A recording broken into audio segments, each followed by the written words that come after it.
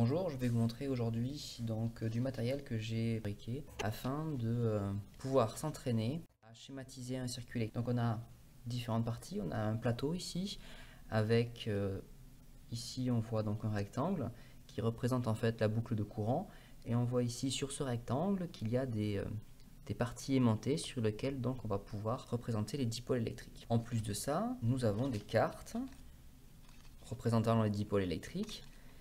Et au dos de ces cartes-là, on voit que, il y a des aimants. Enfin, dernière chose dont on dispose, ce sont des cartes imprimées des deux côtés. Un côté où on va voir donc un circuit électrique qui est pris en photo, et l'autre côté qui correspond en fait à la schématisation de ce même circuit électrique.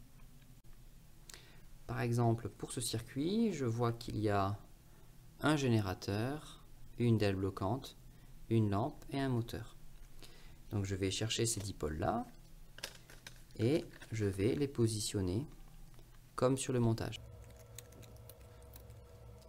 Une fois que je pense avoir trouvé la bonne réponse, que j'ai fini de schématiser mon circuit, eh bien je retourne afin de vérifier que la schématisation est correcte.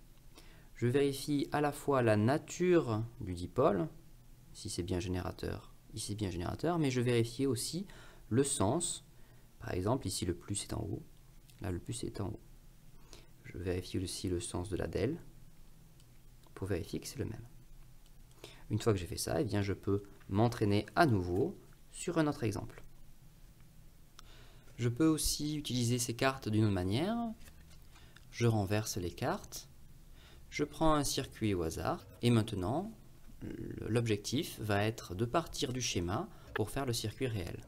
Donc je garde le schéma bien à côté et je positionne mes dipôles. Générateur, résistor, interrupteur, moteur. Je rajoute les fils et avant de connecter, je vérifie le sens. On voit que le plus est à droite, comme sur le schéma. Donc c'est bon, je peux connecter les fils. L'objectif n'est pas de tester si le circuit fonctionne, l'objectif est de savoir si on a réalisé le bon circuit. Donc pour savoir ça, eh bien, je retourne la carte et je compare. Si le circuit que j'ai réalisé correspond à la photographie, eh bien, ça veut dire que je ne me suis pas trompé. Ici, on voit que les deux correspondent parfaitement et donc je peux passer à un autre circuit.